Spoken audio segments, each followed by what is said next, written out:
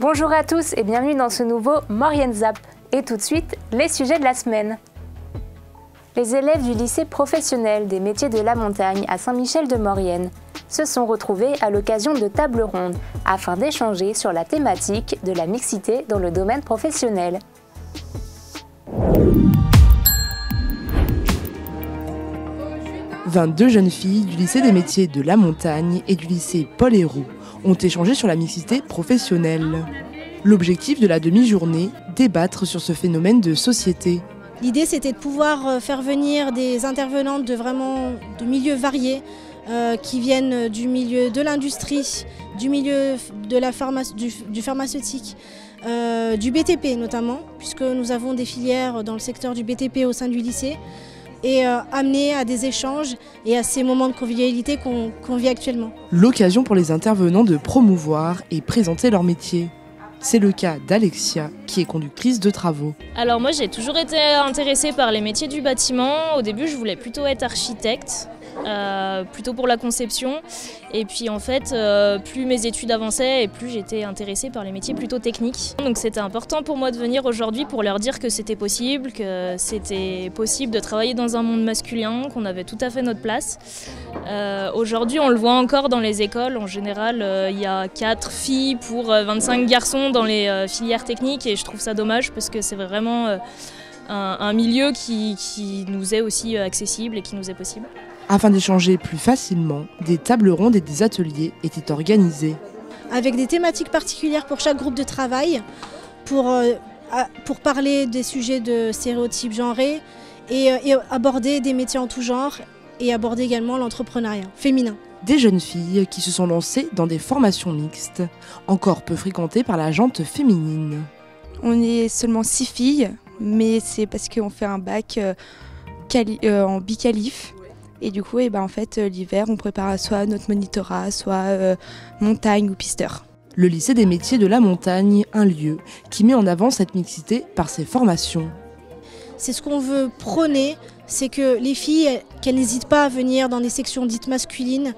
Et voilà, je mets bien les guillemets parce que j'aime pas dire ça, c'est pas des métiers d'hommes, il faut que ce soit des métiers mixtes. Une belle initiative qui a permis à de jeunes lycéennes de découvrir de nouvelles possibilités.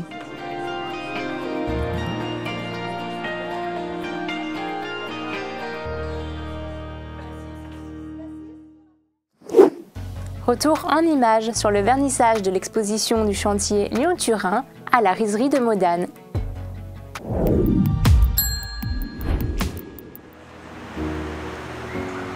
La maison du Lyon-Turin, située dans la riserie de Modane, rouvre ses portes aux visiteurs du mercredi au vendredi de 14 h à 18 h. En travaux depuis 2020, elle offre une toute nouvelle exposition.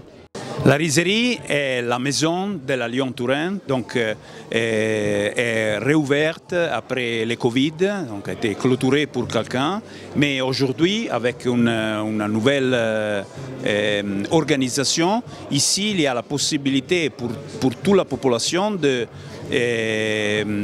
prendre connaissance du projet.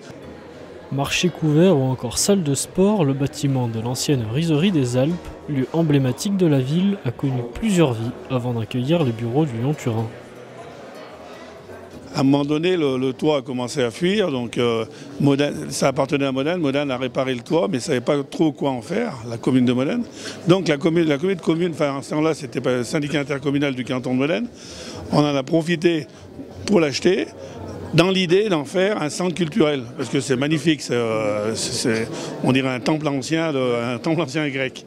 Et juste au même moment, lors d'un voyage en Suisse avec M. Ricard, qui était l'ancien patron du Lyon-Turin, là-bas, ils avaient un endroit où ils avaient des bureaux et un centre d'exposition. Il dit ça serait bien qu'à Modane, on ait la même chose. Et j'ai dit, ça serait bien qu'on répare, on met en état la riserie, parce que ça coûtait très très cher, pour quelques millions quand même.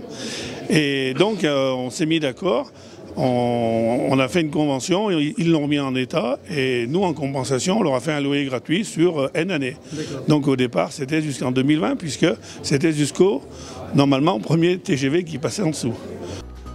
Cette réouverture est également l'occasion de faire le point sur l'avancement de ce chantier titanesque. On a déjà attribué tous les marchés de travaux du tunnel de base et on a un certain nombre de chantiers qui sont déjà en cours. Aujourd'hui, on a une maquette là derrière nous. Sur les 164 km de galeries qu'on a à creuser, il y en a déjà plus de 35 qui sont réalisés. Le chantier avance. Pour le moment, on est toujours sur des chantiers en méthode dite conventionnelle où on creuse le terrain à l'explosif. Et on a déjà reçu en usine, donc en Allemagne, 4 des 5 tunneliers qui creuseront côté français et on réceptionne techniquement le 5e des tunneliers français à la fin du mois, le 29 février. Aujourd'hui, la date des prévisions d'ultimation des travaux et donc de mise en service est la fin del 2032.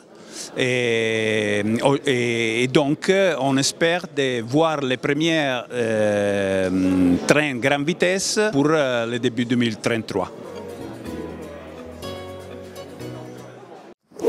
Une inauguration pas comme les autres. La résidence Les Terrasses de Termignon va pouvoir ouvrir ses portes au public pour la seconde fois.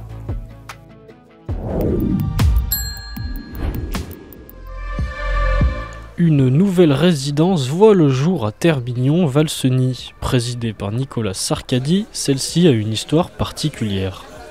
Ce qui est très spécial, c'est que c'est une résidence qui aura été inaugurée 2 fois.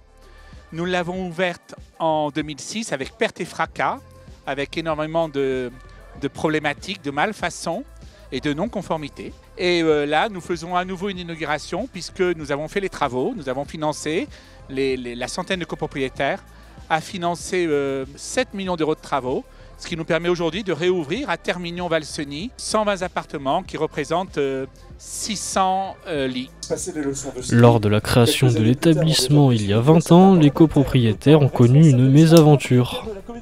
Il y a 20 ans, malheureusement, on a eu la malchance de tomber sur un promoteur peu scrupuleux et il y a eu toute une chaîne de dysfonctionnement. Il a été condamné pour une autre résidence d'ailleurs, quelques années après.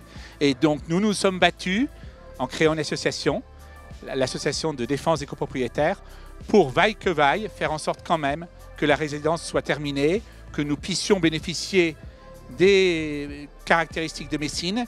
Et pendant plusieurs années, jusqu'en 2018, nous avons réussi à maintenir la résidence ouverte. En 2018, la mairie a été obligée de fermer la résidence pour des raisons de problèmes de sécurité. Et donc là, nous allons, 6 ans après, procéder à la réouverture.